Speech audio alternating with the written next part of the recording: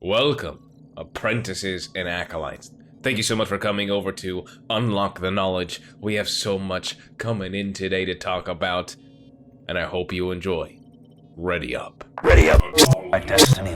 Welcome to Unlock the Knowledge, fam, here from Lord Dagobir at the Dark Temple, visited by Mara Jade, Luke Skywalker, and Kyle Katarn, and so many other Force sensitives like yourself.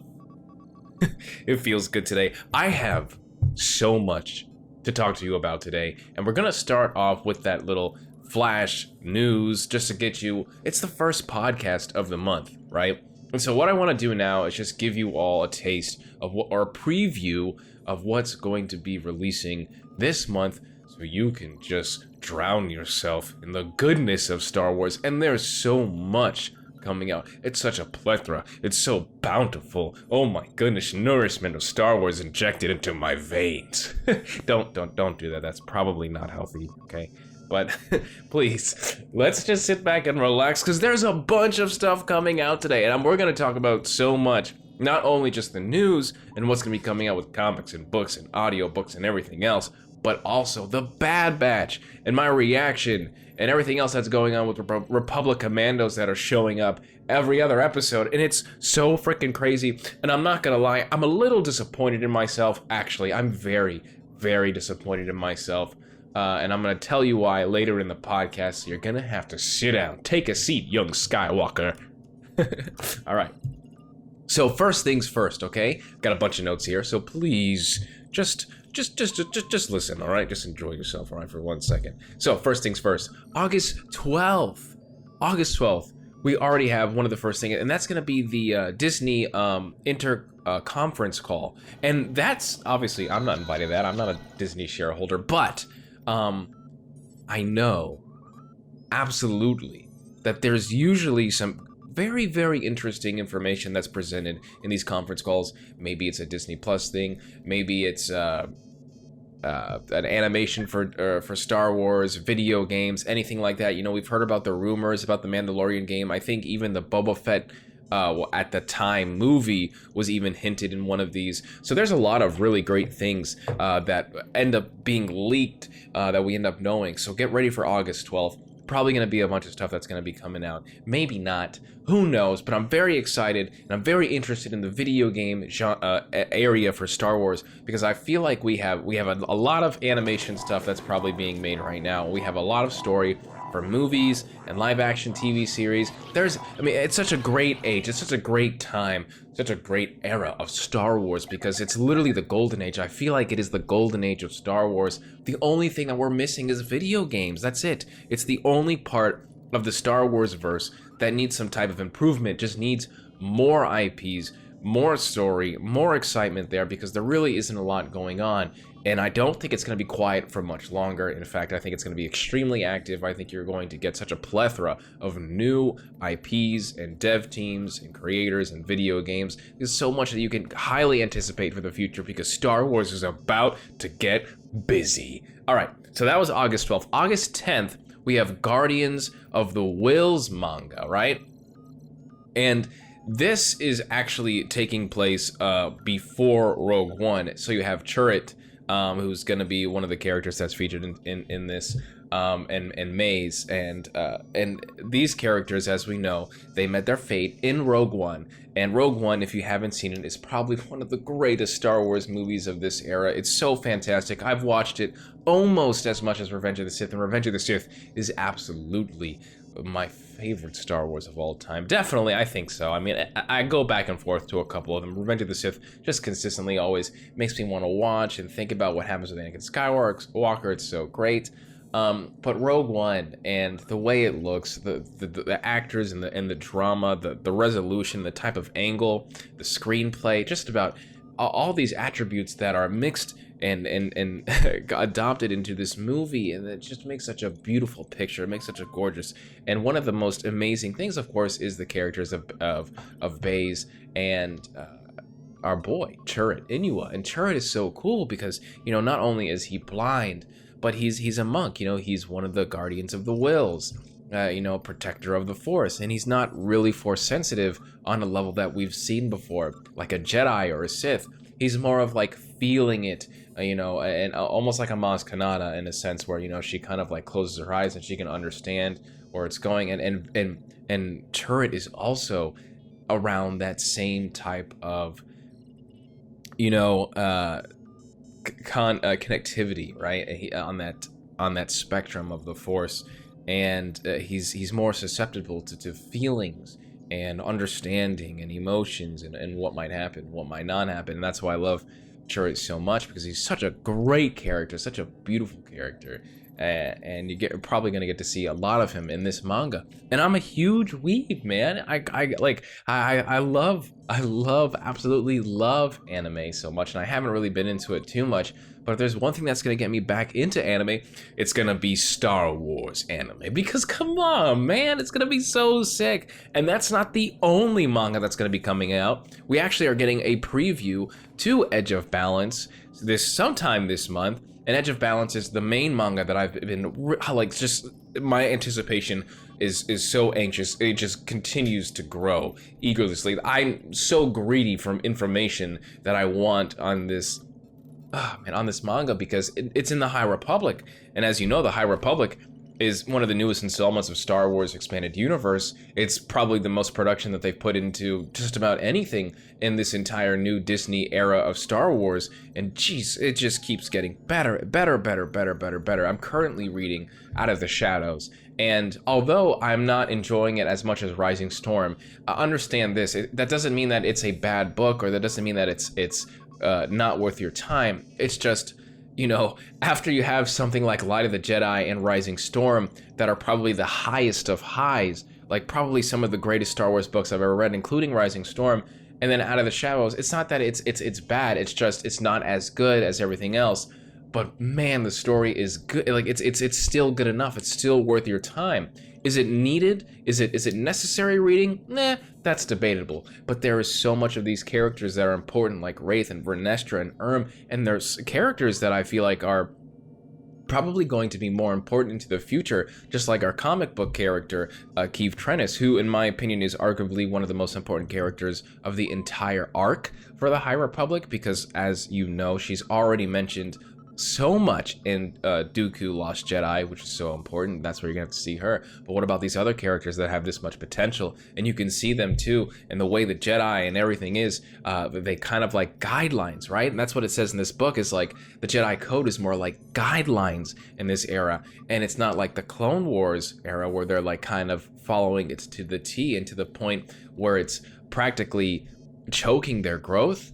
You know, it's completely distorting their visions, and hence that's why they fail, and we get to see Order 66 and Revenge of the Sith and the end of the Jedi ultimately.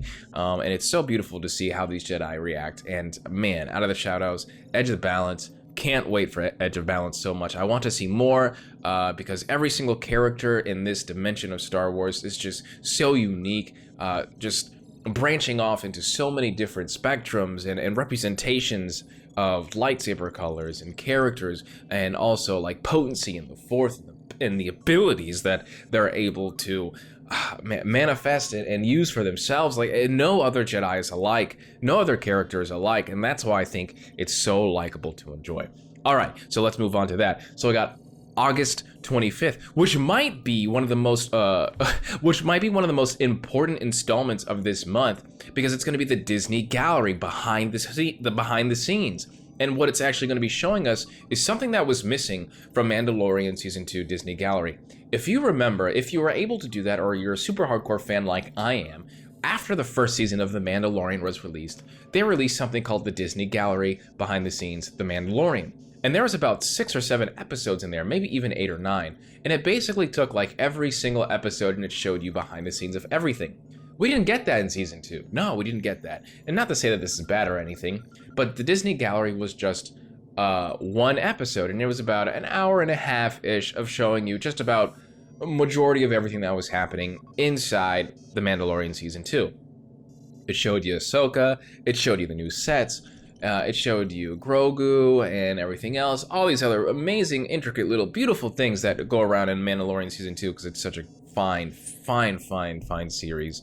And they didn't show Luke Skywalker. They didn't show that episode. They didn't really show anything from that episode, The Rescue.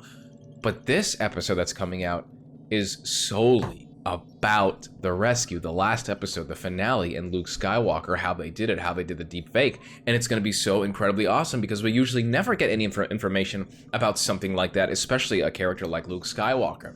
If you remember, we got the Rise of Skywalker art book, and inside that Rise of Skywalker art book, we didn't really get anything about Exegol and the Emperor, which is pretty disappointing, I want to say, because he's one of the most important characters, if not the most important villain of the entire Star Wars trilogy era, and just about everything else Star Wars, just the entire story of Star Wars, because he's ultimately the one pulling the strings, and he's not really a fan.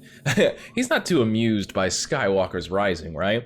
But we didn't really get any of that. And there's so much of the art that's been posted online about art that's focusing on the Emperor and Exegol, and we don't really get any of that inside of that. In fact, at all. So that begs the question, what's allowing them to do this now? Is there something going on where we're going to get kind of like a succession of installments consistently released to the public? Because that would be amazing, and I'm sure that there's so much footage of the Rise of Skywalker, and there's so much footage of the Mandalorian, and what did happen and what didn't happen, and you constantly gets to see that. You very consistently, the public or creators or people that worked on it, they're allowed to release information about, oh, this was going to be this, but we didn't do it, we didn't want to do it, and so this was this decision, And there's so many examples of that later. I've seen so many notes and tidbits and artwork from creators that used to work with Lucasfilm, and one of the things as well was, I think it was like 2015 or 2016, when they had very, very, very, very pre-alpha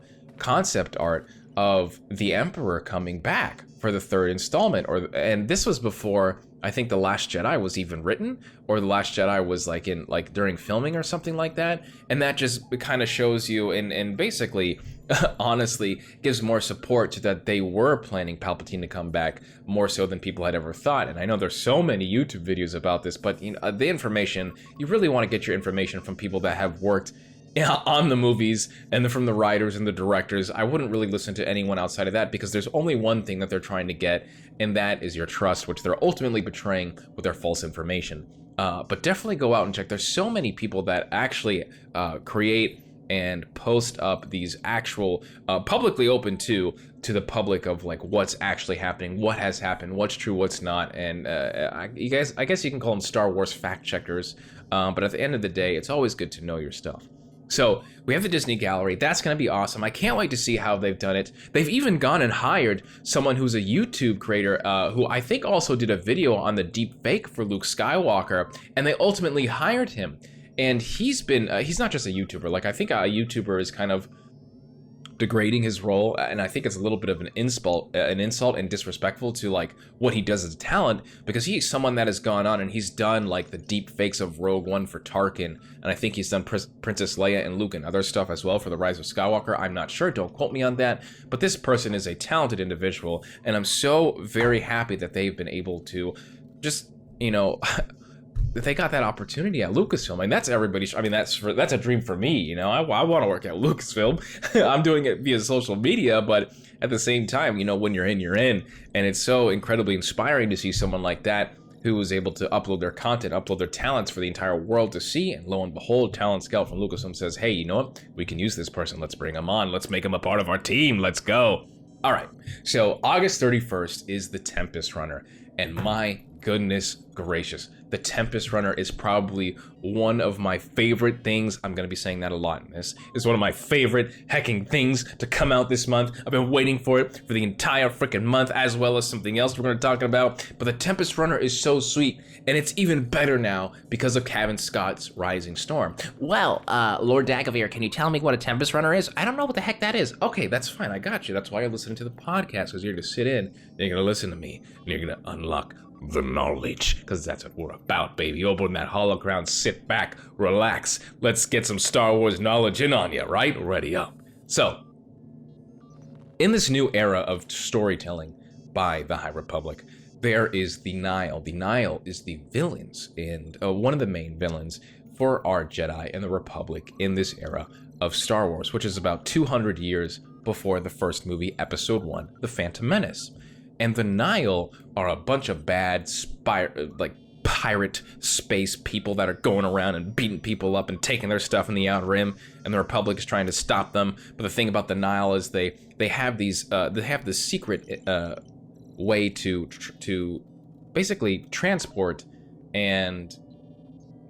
themselves and travel all around the galaxy in the Outer Rim, and this is called paths. Okay, and it's a very mysterious way to travel around the galaxy. It can literally teleport them almost anywhere that they want inside of a planet's surface, like in the atmosphere itself, not like inside the core of a planet. Yikes, no, like really close. And understand this, like that's very dangerous. Okay, in Star Wars, there's the main way to travel, as you see in the movies, and that is hyperspace.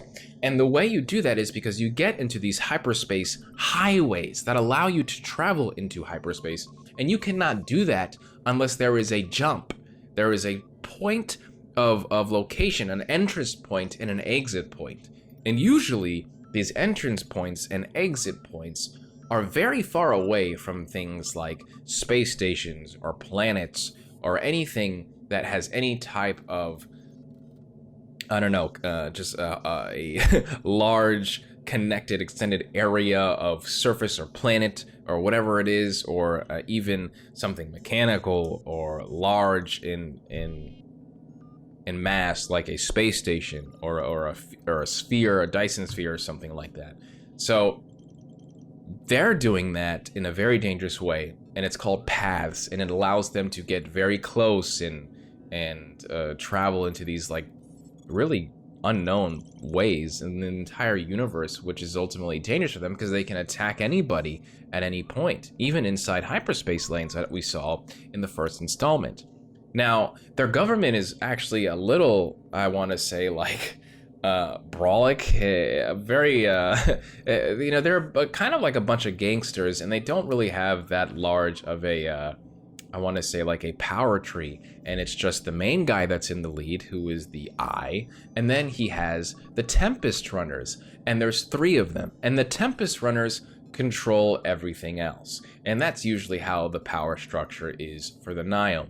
And as I said, there are 3 Tempest Runners, and this story takes place and is taking attention to Lorena D, one of the main Tempest Runners, if not the most interesting and most more powerful Tempest Runner out of these 3 characters. And I think there's only 2 now, because Pan, as we know, in the Rising Storm, he disappeared, he fled, he was about to lose a battle, and he dipped. And now I think there's only 2 Tempest Runners. And one of them is Lorena D, and she's a pretty like really like savage character, a female Twi'lek. Looks up to Marchion Ro, but I also think, at least within these Tempest Runners, they seem to be trying to scheme for themselves. And Lorena D, although I'm pretty sure she has her own motivations behind the mask that she's wearing, not only like metaphorically speaking, literally speaking that she wears a mask, but more in a sense of what is she trying to do, what is she trying to obtain. Because although she plays coy with all these other Tempest Runners and pretends like she's on their side, we ultimately know that she never really allows anyone about what she's actually thinking or what her true intentions are. She did betray Pan, as we saw in the Rising Storm, and I'm sure that there's something else going on, some type of long game that she's playing with Marchion Ro, the leader of the Nile. And hopefully we'll see in something like this, but I cannot wait, because this Tempest Runner is going to be an audio novel, an audio drama, and it's going to have characters. Every single character inside this book is played by someone different. This is not just your standard story. This is literally a show, but an audio show. And that's why I am so very excited, because it's supposed to be like, what, 6 hours long or something like that? Maybe not even. This is going to be high quality. This is probably going to be one of the best stories in the High Republic. And if you have not read the High Republic, this is probably the great time to listen to it, because not only are you getting into a story that you probably should and you should have gotten to last year, but these audio dramas, they have taken so much production, there's so much care, and there's literally directing, so it's like watching a movie. This is probably the perfect entrance point to get in. If you don't want to read the novels, go out and watch those reviews. I have a review for myself for The Rising Storm. It's so very easy to get caught up. and it'll be even better for you to get into this right now. And that's going to be August 31st, the end of this month. So get heckin' ready. You got enough time to get it going. All right. So we talked about the preview of Edge of Balance. Now, the next thing is we have Kenobi and Andor series that I think are filming or almost at the end of filming. I feel like they've been filming for quite a while. The Book of Boba Fett is actually in post-production. That's been filming for a very long time, and we already talked about it. There's been so much rumors about how there's really going to be no filler. All killer is what they said, right? So it's going to be all action. Everything, every single episode is going to be important that moves the plot with devices in some shape, way, or form. So who knows what's going to happen? Are we going to get multiple seasons of the Book of Boba Fett? I don't know. But I cannot freaking wait because Star Wars is about to ante up this year. So crazy how much stuff that's going to be coming out this year. What's also crazy is we have the Bad Batch, and the Bad Batch is ending. We only got 2 more episodes, and this last episode was insane. So you have the Bad Batch ending, right? There's only going to be 2 more weeks left, and I really gotta ask, what other animations are going to be coming out? We have Star Wars Visions that's going to be coming out in September. We have a couple installments of that are going to be coming out in October, which is going to be the Ronin book and the Rodeo. I think the Ronin audio drama, which is going to connect to that as well. But you know, Disney loves Star Wars animation, and every single Star Wars for the most part, every single Star Wars animation that they create is high quality. It's solid. So you know, are we going to get a Bad Batch season 2? Is there going to be something else going on? What about a High Republic animation show? That would be really cool. Who knows? I can't wait to see it. Or maybe something that sets up Rogue Squadron later. There's a lot of stuff coming out, and I can't wait to see what we have going on.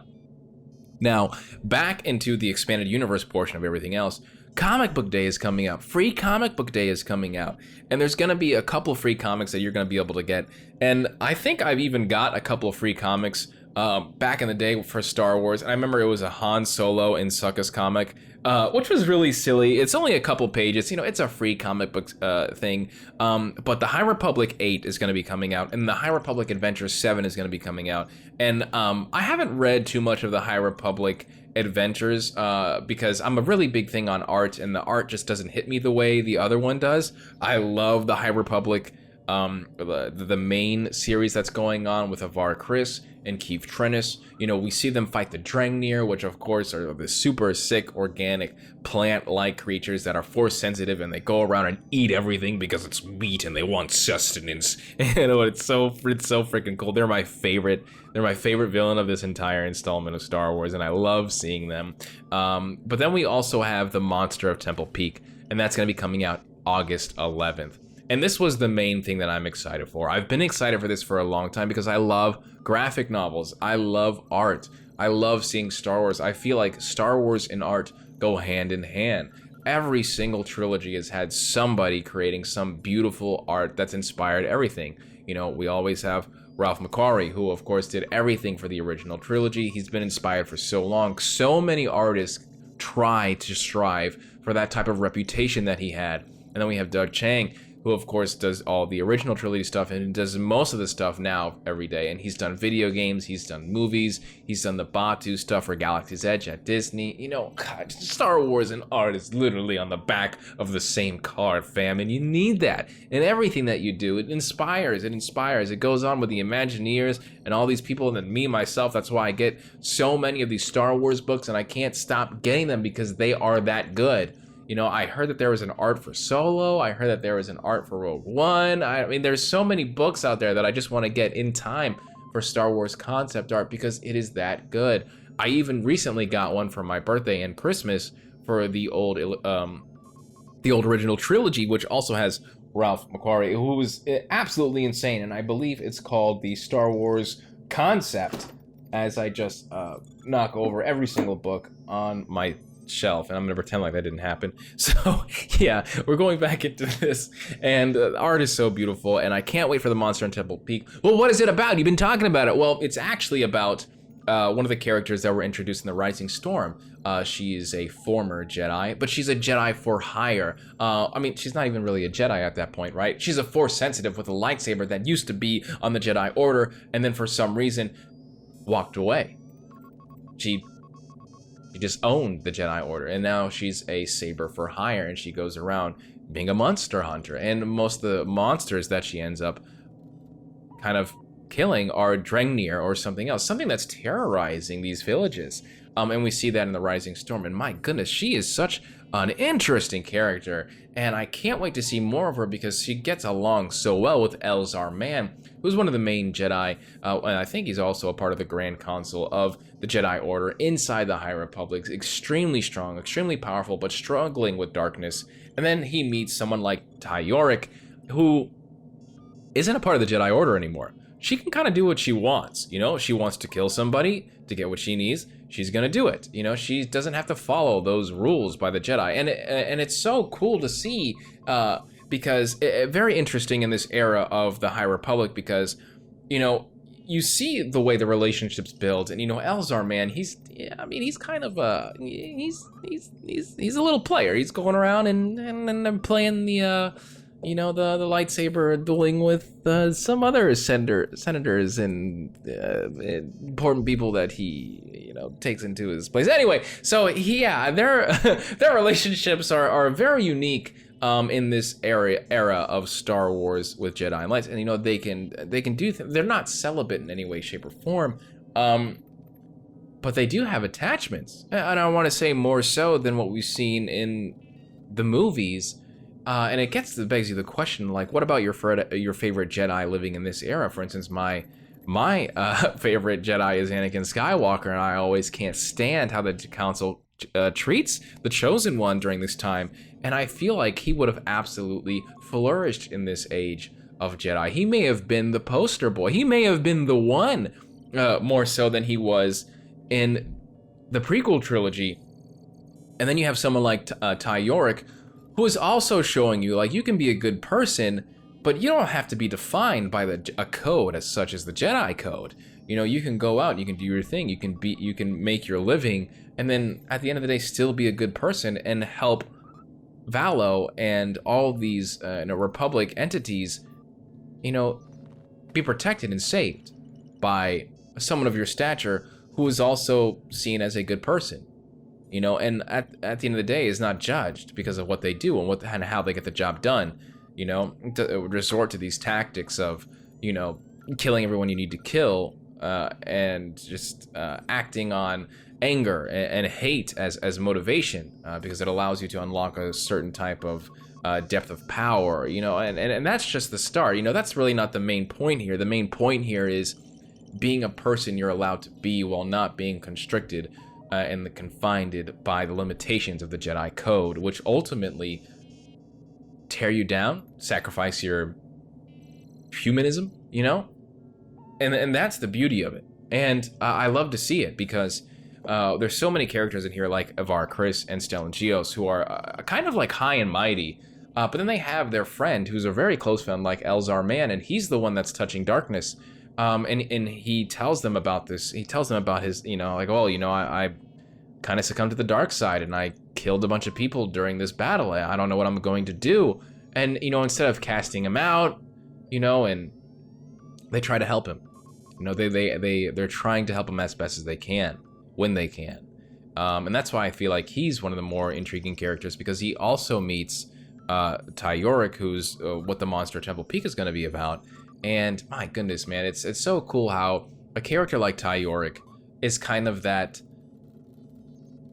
bridge to show you that there's more possibility outside what you know. You know, it's not so defined to one lane, to one street, to one view, one perception of reality.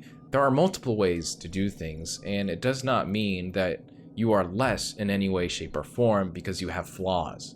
You know, flaws determine who you are, you know. Maybe at times they hold you back, but at the same time, too, it's development of character. It allows you to be who you are, control the power that's inside of you, don't let it control you.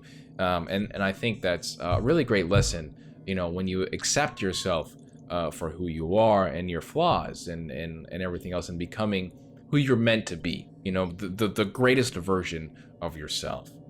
And the open-mindedness to that really just destroys any type of dogmatic view the Jedi have, honestly, and that have influenced countless generations, thousands of years of Jedi. So I love to see that, and it's so great that we're getting this in storytelling. And the Monster Temple Peak is coming out August 11th, and I think it's going to be 6 issues of an entire story that's completely art-driven, just like a comic.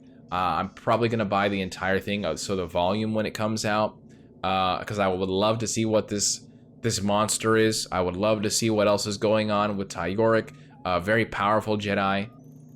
She took on, literally, Tayoric took on, I think it was Stellan Geos, Bel Zettifar, and Elzar Mann all at once in a 3v1. Almost killed Elzar Mann, I think. Almost stabbed him in the heart. And that was just because she had a lightsaber and they didn't know who she was. And she absolutely was defending herself.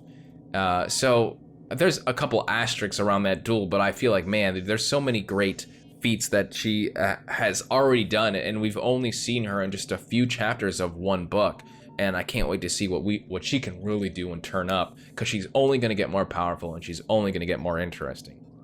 Now, we have War of the Bounty Hunters, which is also a comic, and that is a connecting comic over bridging so many different versions of Star Wars. And you have the Vader comics, the Aphra comics, and the Bounty Hunter comics, and I think the official Star Wars comics. And all of those are getting new renditions, or I think just Dr. Aphra and the Vader comics are, along with the Bounty Hunter comics. So make sure you watch that, and I think that is everything coming out in August, and we're already more than halfway through the podcast, 31 minutes, maybe even directly in the halfway point, which is pretty sick. Man, I love doing the news for you. I hope you enjoy this. I hope you're listening to the podcast. Oh my goodness gracious, let me take a sip of water so I can get some sustenance and rejuvenate myself for the rest of this podcast.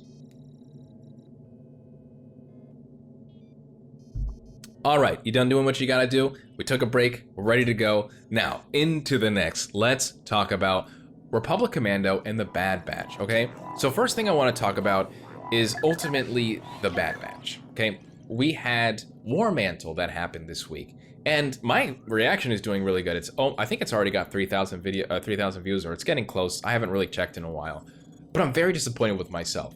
Not in the terms of like reacting to, I get hype, I get hella hecking hype. But there was a big character reveal this week in the show. And it wasn't like any like Jedi or Sith or anything like that. No, it was something from a video game. It was something from the Republic Commando video game. Now, if you've never played Republic Commando video game, Republic Commando is probably one of the, in my opinion, the most confusing but also interesting video games for Star Wars. And I'm not talking about like confusing in a sense of like, wow, I don't understand this video game. No, it's confusing in a sense of the story and how it was made and what happened to it, mind you, not something inside the story for the video game itself, outside and like its purpose, its identity, and what its objective was. Because Republic Commando, man, it ended on a cliffhanger. It ended on a cliffhanger. And it ended so abruptly. I think it was a very short game. I think the game was only like 6 hours long. But there's a lot of stuff with this video game too that happened. Is like what happened with the sales. I think they sold a lot less than Lucasfilm wanted to. But the main thing is that there was a character from this game that was introduced. Or not even introduced, it was a tribute, and his name was Scorch. Now, I'm really upset, so very upset, because I can't be really upset at myself, because understand this, anyone that listens to the podcast, this is the only type of information you get from my personal life, but I was not allowed to play video games when I was younger. I did not start playing video games, like, as in, like, for myself, and I was allowed to play video games until I was about 21 years old. That's when the gaming really happened.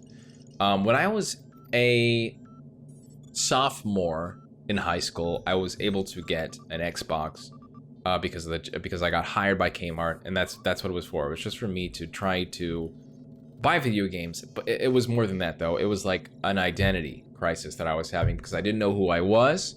I had played sports my entire life, and that was going to be my life. And although I was extremely talented and one of the best players in the entire state, I just wasn't happy.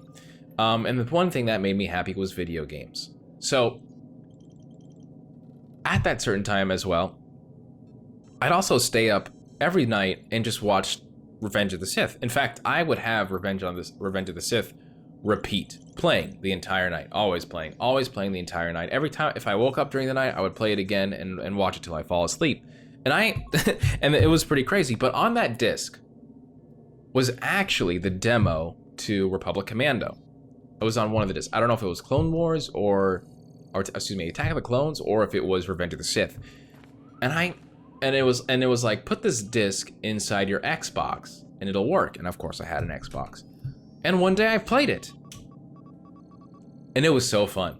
It was so freaking fun. Very hard game. Like not, and mind you, I'm very good at FPSs, like first person shooters, especially Halo. I've competed competitively in Halo. I was very, very good at Halo. I probably, if I had the time during the time, I probably could have done competitive, and I might even might have been picked up by a team with some really good practice and the right opportunities.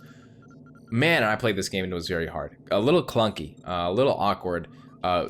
It was the first game that I played that required me to command a team of AIs. Very difficult to do. If you did not point correctly, if you weren't in the right spot, you were going to have a hard time. It was going to be difficult for you to complete missions, play the game, even kill some of the most basic enemies inside the game. Super battle droids, I remember, were terrifying to fight. I remember trying to stab them over and over and over until I finally just tumbled over. It was so silly. The game was really cool though because it had 4 characters: Boss, Scorch, Sev, and Fixer. And I'm really upset because Scorch was the one that you saw in the episode. And I remember Scorch the most because, or Scorch, right? I think it's Scorch, not Scorch. Scorch is like something else. So I remember Scorch the most because he was so sarcastic. He was hilarious. And if you go on YouTube, you can actually find his entire dialogue for his character. And I remember him being like almost racist to Geonosians. Like, I remember him screaming like, "Geonosan freaks!" You know, like he hated Geonosians. He would call them freaks. He would yell at them. Like, and I think that was also like during that time of the era, you know, that was Attack of the Clones, and it was one of the first enemies that the clones had fought was the Geonosians. And the Geonosians, I remember, that's probably where the first battle was. So I think a lot of clones had scars from that battle, and they just don't really operate well when mentioning Geonosians, which is kind of sad and very political, you know, when you think about that game, because I think that there's some things that definitely wouldn't be accepted in this timeline, for the right reasons, in my opinion. But I remember him because of that, and he was so sarcastic. I remember, like, you know, like him saying, like, insulting you as a player, like if you did not give the correct order, and he was like, "Are we trying to baffle the enemy with our mindless nothingness that we're doing?" And like just stuff like that. And I remember him, "Are we trying to submit them into confusion?" Because if you were away from the game for a while. And I just remember, like, everything he said was so sarcastic and hilarious. Man, but these characters are so easy, you know? Like, they're so easy to recognize. There's no way that you can't recognize these characters. Especially Scorch. But I remember Scorch, I thought he was orange. And I thought Scorch was orange, and he's not. He's gray and yellow. And I remember seeing him in the Bad Batch, and I was like, there's no way that's like Delta Squad, right? There's no way. But it goes on more, you know, he jumps around, he's chasing, he's doing all this crazy stuff to get to the Bad Batch, and he almost like 4v1s the entire Bad Batch, you know, or 3v1s, yeah, because Wrecker's not there. So he had a huge part in this episode, And I was really disappointed that I didn't notice, because understand this too, is like I've only played the game once, and this was when I was like sophomore year of high school. So I was like 14, 15, I think. And I only remember certain points of the video game, and that was the video game ended a cliffhanger and ended abruptly. You fight General Grievous' droids, you're on Kashyyyk, and there's a lot of things that I want to talk about this game, because this game is so important, and I think that I might even get a sequel in time. But I just wanted to talk about how disappointed I was that I didn't realize that it was him, because that's not usually who I am. Usually I understand the finest, most finite of details, right? Something so redundant and that's so minuscule that is often overlooked and maybe even cast aside and forgotten for years. But that, I think, just came at such a bad time in my life that I've often tried to hide that sector of my brain off and disconnect it from everything else. So I'm not too surprised. In fact, I'm not surprised at all, especially when I look at the time frame and the years that was happening in my life, which weren't so hot, you know, or enjoyable. I'm just disappointed that it had come at that time, and you know, I've had enough time to really catch up with everything else going on, and this to make new memories, and that was a missed opportunity, because I feel like I absolutely would have enjoyed it. Because once I woke up and I realized who it was, I was freaking out. I was screaming. I was at work, and I was like, "There's no way it's Scorch, dude. There's no way." I was so disappointed with myself, because I'm the guy, man. I'm the guy that people usually look to reactions and stuff for now, and I was bummed that I let that opportunity slip. But to get back on track here, the Republic Commando is probably one of the more interesting Star Wars video games because it ends on a cliffhanger. You just got done kind of secretly infiltrating Kashyyyk, and not really secretly. I mean, you're working with the Wookiees, but you're doing your best to repel the enemy, and this happens right at the middle of Revenge of the Sith. And mind you, Revenge of the Sith, right in the middle of the movie, is Order 66. And Kashyyyk is one of the most important battles in the entire Galactic Civil War, excuse me, in the entire Galactic War with the Separatists and the Republic. Like, that's huge. That's where Order 66 happens. Yoda is there. Quillen Vos is there. Master Lumara is there. There's so many characters that are there. And Delta Squad is there as well. But one of the main guys, Sev, I believe, he gets kidnapped at the end of that battle. And it's really sad because you're a four-man team with Boss, who I think is voiced by Tamora Morrison, who is also, you know, he's the main actor for Boba Fett now. He does all the clones in Revenge of the Sith and Attack of the Clones. He's Jango Fett, you know, so there's a lot of money that went into that game for the voice acting. And your character, one of the characters that you are able to play as, or that you're able to control is in your squad, he gets kidnapped at the end of that game. I don't know if it's Genosins that come or somebody that comes and takes him away, and that's how it ends.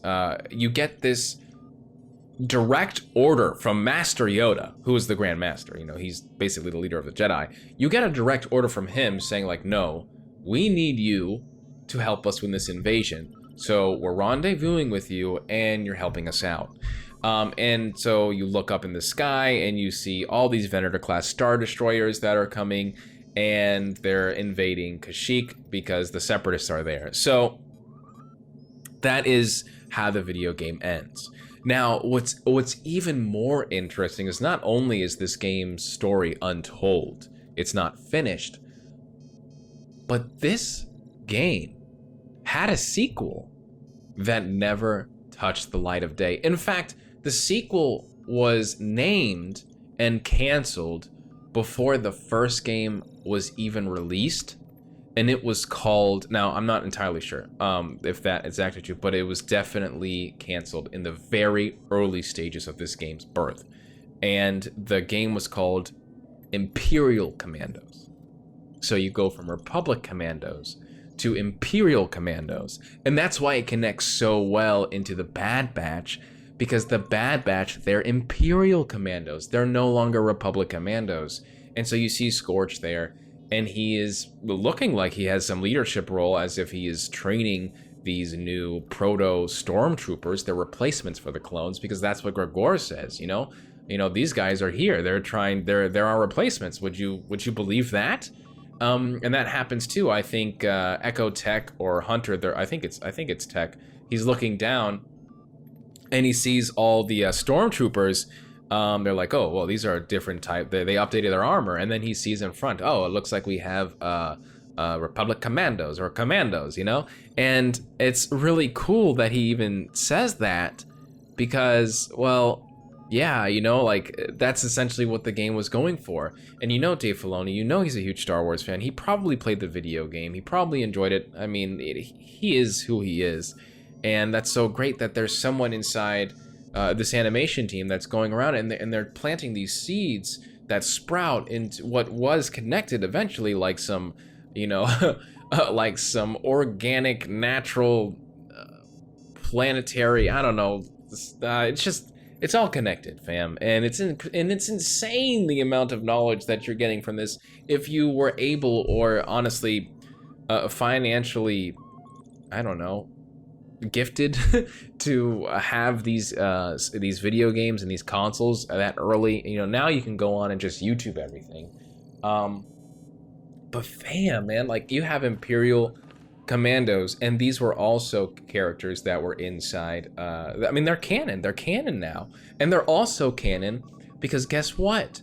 Delta Squad, the entire squad that was inside this video game, was actually featured in an episode of the Clone Wars, and I believe the episode was I think it was the second or third season. I think it was this third season, and it was called Witches of the Mist. I think, I'm not sure. But I believe they have like a 30-second cameo. And that is so much. Like, that's so much for video game characters to be brought in and shown and saying like, yeah, we know that they're here. And mind you, this was during Clone Wars. So this was like 2008, right? 2009, I think, when all that was happening with Star Wars. So this is like the second or third season. So I'm going to say like 2010, right?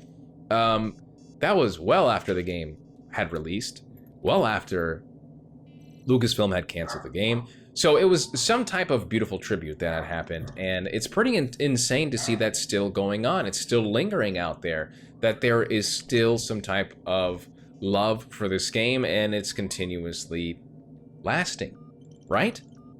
Now, what could be with this sequel? It ends on Kashyyyk. Revenge of the Sith, Order 66. Could these guys have inhibitor chips? So, back at it. Sorry, someone's at the door. So, Revenge of the Sith, Republic Commandos, Battle on Kashyyyk. We know Order 66 happens there. We know Yoda is there. And all of the Delta Squad probably, absolutely has inhibitor chips. How is that going to happen? There's so much potential there for a sequel. Do you want a sequel?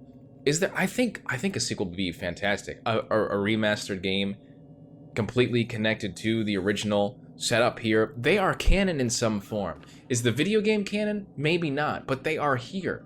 And honestly, you could take that video game and it could still be canon, because there's nothing that's really overwritten that yet. Delta Squad is there. The characters are there. Not only did you see them in Clone Wars, but they're also in Bad Batch. Their story is real to an extent, to some point. They are not completely gone. And there may be, one of these years, some type of connection, and I think you're going to see a Republic Commando sequel very soon. Imperial Commando, anyone? I think there's even concept art out there. I would love to see it. Let me know. Thank you so much for coming to Unlock the Knowledge. I hope you enjoyed it. There is going to be a stream today.